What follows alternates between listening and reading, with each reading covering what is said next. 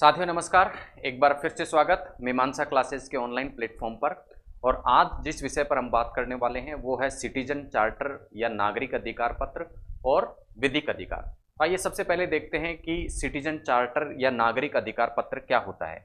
Citizen charter या नागरिक अधिकार पत्र को यदि हम परिभाषित करें तो सिटीजन चार्टर या नागरिक अधिकार पत्र एक ऐसा डॉक्यूमेंट होता है जिसमें सरकार द्वारा नागरिकों को कौन कौन सी सेवाएं प्रदान की जा रही हैं और उन सेवाओं को प्रदान करने के लिए नागरिक किन नियम और कानूनों का सहायता ले सकता है वो सभी अंकित हो, वही क्या होगा, सिटीजन चार्टर होता है। तो सिटीजन चार्टर को कैसे परिभाषित कर सकते हैं हम? सिटीजन चार्टर, सिटीजन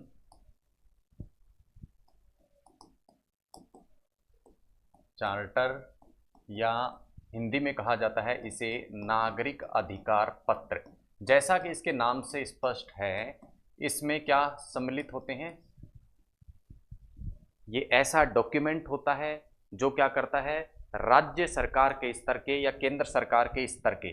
तो ये डॉक्यूमेंट क्या होता है, राज्य सरकार या केंद्र सरकार, राज्य सरकार या केंद्र सरकार जो होती है उसके विभागों द्वारा जारी किया जाता है, विभागों द्वारा जारी। तो सबसे पहली विशेषता क्या हो गई कि ये राज्य सरकार या केंद्र सरकार के किसी विभाग द्वारा जारी किया जाएगा।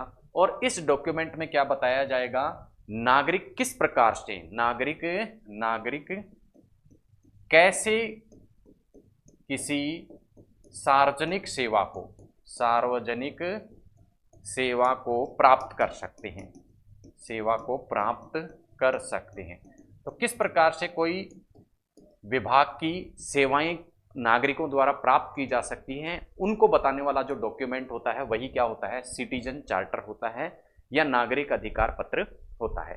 तो नागरिक अधिकार पत्र में मुख्य रूप से लिखा जाता है कि विभाग कौन कौन सी सेवाएं प्रदान करेगा और उन सेवाओं को प्राप्त करने के लिए जो नियम और कानून नागरिकों के लिए सहायक होंगे, उन सभी की चर्चा जो है वो उस सिटीजन चार्टर के अंतर्गत की जाती है। तो ये था नागरिक अधिकार पत्र का कॉन्सेप्ट।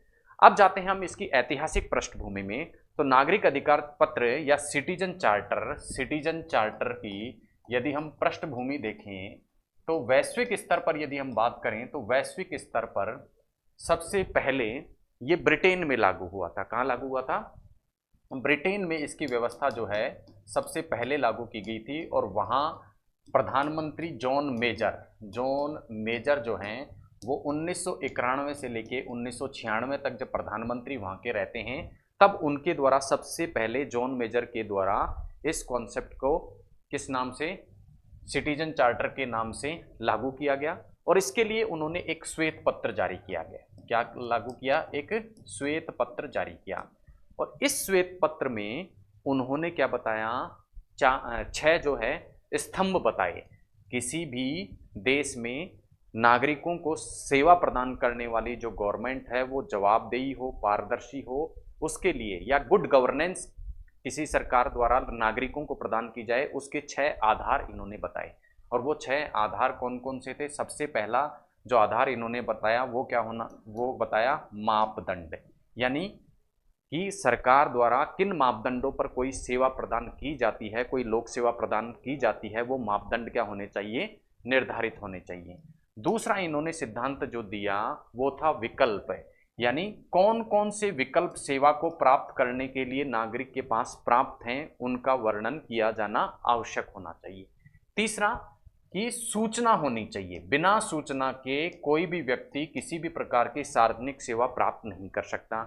तो सूचना इसका अगला पक्ष इन्होंने माना। अब सूचना जो होनी चाहिए वो किस प्रकार की होनी चाहिए, निष्पक्ष होनी चाहिए। कैसी होनी चाहिए? निष्पक्ष प्रकार से इसको ये सेवा प्राप्त होनी चाहिए, यानी सेवा प्रदान करने के संबंध में सेवा प्रदाता द्वारा किसी भी प्रकार का भेदभाव नहीं बरता जाना चाहिए। तो निष्पक्षता को एक पक्ष या एक सिद्धांत इन्होंने श्वेत पत्र में माना। उसके अलावा सेवा प्राप्त करना क्या होना चाहिए, सुलभ होना चाहिए, यानी सुलभता से कोई भी सेवा नागरिकों की पहुंच में होनी चाहिए। ये कुछ बातें श्वेत पत्र में इनके द्वारा लिख दी गई। तो क्या क्या लिख दिया गया? पहला, श्वेत पत्र में इन्होंने क्या लिखा कि मापदंड निर्धारित होने चाहिए किसी भी सेवा को प्रदान करने के लिए। कौन कौन सी सेवाओं का विकल्प नागरिकों के पास में है, ये स्पष्ट नागरिकों को पता होना चाहिए। सभी चीज़ों की प्रशासनिक जो सार्वजनिक सेवाएं नागरिकों को मिलने वाली हैं, उन सभी सेवाओं की जानकारी नागरिकों को होनी चाहिए। सेवा प्रदान करने में निष्पक्षता होनी चाहिए, सेवाएं सुलभ होनी चाहिए और पारदर्शी तरीके से इनको प्रदान करने वाली व्यवस्था होनी चाहिए। ये श्वेत पत्र के माध्यम से इन्होंने निर्धारित किया। इसके अतिरिक्त इन्होंने एक प्लान लागू किया और उस प्लान या योजना का जो नाम था वो नाम था चार्टर मार्क। क्या था? Charter mark. और चार्टर मार्क के अंतर्गत इन्होंने क्या किया? पुरस्कृत करना चालू किया।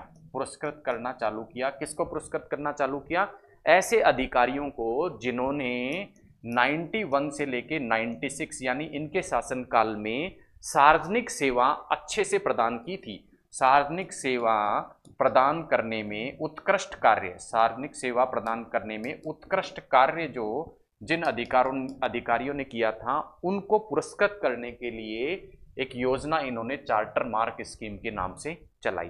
तो ये था वैश्विक रूप से सिटीजन चार्टर का इतिहास। भारत के संदर्भ में यदि हम बात करें तो भारत में सिटीजन चार्टर का जो इतिहास होता है या भारत में सिटीजन चार्टर की जो शुरुआत होती है, उसके पीछे हम मान सकते हैं 1996 में एक सम्मेलन होता है। जितने भी चीफ सेक्रेटरीज होते हैं राज्यों के, उन चीफ सेक्रेटरीज का एक सम्मेलन होता है। चीफ सेक्रेटरी जो राज्य के होते हैं का सम्मेलन होता है। उस सम्मेलन में ये निर्णय किया जाता है कि प्रत्येक राज्य में पारदर्शी और जवाबदेही जो सरकार है, वो पारदर्शी और जवाबदेही सरकार जो है वो उपस्थित होनी चाहिए। इसके अलावा 1997 में इसी प्रकार राज्यों के सीएम का एक सम्मेलन होता है। राज्यों के एक सीएम का सम्मेलन होता है। वहाँ भी ये निर्णय लिया जाता है कि एक उत्तरदायी शासन की स्थापना होनी चाहिए, यानी शासन की जो प्रवृत्ति होनी चाहिए वो उत्तरदायी शासन प्रकार की होनी चाहिए। तो इसी कॉन्सेप्ट के साथ में भारत में भी राज्य सरकार और केंद्र सरकार के विभागों द्वारा सिटीजन चार्टर की व्यवस्था की गई। अब सिटीजन चार्टर के कॉन्सेप्ट में हमने देखा था कि ऐसा डॉक्यूमेंट होता है जिसमें क्या करा जाता है, सरकार द्वारा वो नियम, वो कानून, वो शर्तें बताई जाती हैं जिसके माध्यम से सरलता से कोई भी नागरिक सेवाओं तक, सार्वजनिक सेवाओं तक अपनी पहुंच बना सके। तो कहने का तात्पर्य क्या हुआ कि सिटीजन चार्टर के अंतर्गत, सिटीजन चार्टर के अंतर्गत जो हितधारक होते हैं, उन हितधारकों में एक है सिटीजन, एक है सिटीजन। तो यहां सिटीजन को, सिटीजन चार्टर में सिटीजन को केवल एक नागरिक के रूप में परिभाषित नहीं किया गया है, अपितु किसके रूप में परिभाषित किया गया है? एक उपभोक्ता के रूप में क्या किया गया है? उपभोक्ता के रूप में क्या किया गया है? परिभाषित किया है, यानी सेवा उपभोक्ता। और दूसरी ओर जो सरकार होती है, सरकार होती है जिस उसको किस रूप में परिभाषित किया गया है? सेवा प्रदाता के रूप में परिभाषित किया गया है। तो सेवा प्रदाता को ये बताना होता है कि ये सेवाएं हम प्रदान करते हैं, इन मापदंडों पे हम प्रदान करते हैं, इतने समय में हम प्रदान करते हैं, और इस सेवा को प्राप्त करने के लिए ये नियम है, ये कानून है, और हमारे विभाग की ये सेवाएं इस सिटीजन चार्टर के अंतर्गत आती हैं। तो वैसा डॉक्यूमेंट जो होता है वो सेवा प्रदाता द्वारा क्या किया जाता है? प्रदान किया जाता है, और उसके अंतर्गत सिटीजन या उपभोक्ता क्या करता है? सेवाओं का उपभोग करता है। तो कह सकते हैं जो हितधारक होते हैं सिटीजन चार्टर के अंतर्गत, वो न केवल सिटीजन होते हैं अपितु सरकार होती है, और सरकार के अलावा विभिन्न एनजीओ और संस्थाएं जो होती हैं वो भी सिटीजन चार्टर के अंतर्गत हितधारक होती हैं, क्योंकि कई एनजीओ और संस्थाएं भी इस प्रकार से कार्य करती हैं कि सेवा प्रदाता को अपनी सेवाओं में सुधार करना पड़ता है। तो हम कह सकते हैं कि हितधारक जो होते हैं सिटीजन चार्टर के अंतर्गत, सिटीजन या सिटीजन जिनको उपभोक्ता के रूप में माना जाता है, सरकार, सेवा प्रदाता, एनजीओ और कुछ संस्थाएं होती हैं।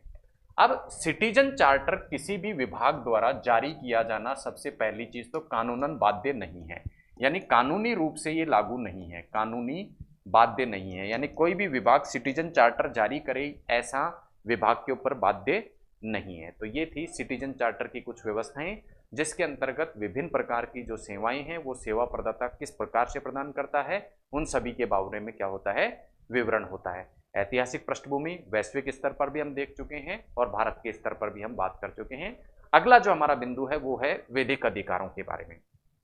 तो यदि विधिक अधिकारों से पहले हम अधिक विस्तृत अधिकार की बात करें तो अधिकारों को मोटे तौर पर हम क्या कर सकते हैं, 4 भागों में देख सकते हैं। पहला होता है मूल अधिकार, दूसरा होता है संवैधानिक अधिकार, संवैधानिक अधिकार, तीसरे होते हैं मानवाधिकार, और चौथे प्रकार के जो अधिकार होते हैं वो होते हैं विधिक अधिकार। हमारा जो बिंदु है वो है विधिक अधिकार, लेकिन पहले हमने अधिकारों का एक क्लासिफिकेशन देख लिया। इनमें अंतर यदि हम समझें तो मूल अधिकारों की यदि हम बात करें तो हमारे संविधान के आर्टिकल 12 से लेके आर्टिकल 35, या हम कह सकते हैं हमारे संविधान के भाग 3 में जो भी अधिकार लिखे गए हैं वो सभी के सभी अधिकार क्या कहलाते हैं, मूल अधिकार कहलाते हैं। दूसरे प्रकार के अधिकार होते हैं संवैधानिक अधिकार। तो संवैधानिक अधिकार का तात्पर्य है इस आर्टिकल 12 से लेके 35 के अलावा संविधान के किसी भी आर्टिकल में के अलावा संविधान के किसी भी आर्टिकल में, संविधान के किसी भी आर्टिकल में जो भी अधिकार लिखे गए हैं वो क्या कहलाते हैं, संवैधानिक अधिकार कहलाते हैं। जैसे right to vote, for example right to vote, मताधिकार, राइट टू वोट। इसी प्रकार संपत्ति का अधिकार जो कि हमारे संविधान के आर्टिकल 301 में लिखा गया है। किस में लिखा गया है, आर्टिकल 301 में। तो 12 से 35 के अलावा संविधान में जितने भी आर्टिकल में कोई अधिकार यदि लिखा गया है तो वो क्या कहलाएगा, संवैधानिक अधिकार कहलाएगा। इसके अलावा होते हैं मानवाधिकार। मानवाधिकार अंतर्राष्ट्रीय स्तर पर क्या किए जाते हैं, निर्धारित किए जाते हैं, और इन मानवाधिकारों में कुछ मूल अधिकार भी सम्मिलित हो सकते हैं, संवैधानिक अधिकार भी सम्मिलित हो सकते हैं, और विधिक अधिकार भी सम्मिलित हो सकते हैं। तो मानवाधिकार क्या है, एक ब्रॉड टर्म है जिसमें कई प्रकार के अधिकार शामिल होते हैं। उसके बाद आता है विधिक अधिकार। विधिक अधिकार जो है वो अधिकार क्या होता है, संसद या विधानमंडल द्वारा, संसद या विधानमंडल कोई एक्ट बनाए, संसद या विधानमंडल क्या बना दे, कोई एक्ट बनाए, कोई अधिनियम बनाए, और उसके माध्यम से यदि कोई अधिकार प्रदान किया जाता है वो क्या कहलाते हैं, विधिक अधिकार कहलाते हैं। जैसे RTI, राइट टू इंफॉर्मेशन, इसके अंतर्गत कोई व्यक्ति सूचना प्राप्त कर सकता है। तो सूचना प्राप्त करना किसी व्यक्ति का कैसा अधिकार हो गया, मूल अधिकार या संवैधानिक अधिकार नहीं होगा, अपितु किस प्रकार का अधिकार होगा, विधिक अधिकार होगा। इसी प्रकार राइट टू एजुकेशन, अब देखिए राइट टू एजुकेशन जो है वो एक विधिक अधिकार भी है क्योंकि संसद ने एक कानून बनाकर इसको प्रदान किया है, और इसी के साथ ये एक मूल अधिकार भी है। क्यों, क्योंकि मूल अधिकारों का जो अनुच्छेद है 12 से 35 उसमें भी इसके बारे में बात की गई है। उसमें भी जो आर्टिकल 21A है उसमें किसके बारे में बात की गई है, एजुकेशन के बारे में बात की गई है। तो हम कह सकते हैं विधिक अधिकार क्या हो सकता है, मूल अधिकार भी हो सकता है, लेकिन मूल अधिकार कभी भी विधिक अधिकार नहीं होगा। मूल अधिकार क्या होगा, मूल अधिकार ही होगा। परंतु एक विधिक अधिकार क्या हो सकता है, मूल अधिकारों में भी क्या क्या हो सकता है, वर्णित किया जा सकता है। तो वो मूल अधिकार और विधिक अधिकार दोनों ही कहलाएगा। जैसे राइट टू एजुकेशन क्या है, एक विधिक अधिकार भी है और एक मूल अधिकार भी है। इसी प्रकार मनरेगा एक्ट के तहत जो राइट टू वर्क है, मनरेगा एक्ट के तहत राइट टू वर्क है, वो एक विधिक अधिकार भी है और एक संवैधानिक अधिकार भी है, क्योंकि काम पाने के अधिकार के बारे में हमारे संविधान के DPSP या नीति निदेशक तत्वों में बात की गई है। तो इस प्रकार से कोई विधिक अधिकार के साथ में मूल अधिकार भी हो सकता है या फिर संवैधानिक अधिकार भी हो सकता है। तो इस प्रकार से अधिकारों को वर्गीकृत किया जा सकता है। और विधिक अधिकार मुख्य रूप से वो होते हैं जो एक्ट के माध्यम से, चाहे वो संसद का एक्ट हो चाहे विधानमंडल का एक्ट हो, उस एक्ट के माध्यम से यदि कोई अधिकार प्रदान किया जाता है तो वो क्या कहलाता है, विधिक अधिकार कहलाता है। तो हमारा जो बिंदु है वो है विधिक अधिकार। परिभाषा हम देख चुके हैं कि विधिक अधिकार क्या होते हैं, संसद या विधानमंडल के एक्ट, संसद या विधानमंडल के एक्ट के माध्यम से क्या किए जाते हैं, प्रदान किए जाते हैं।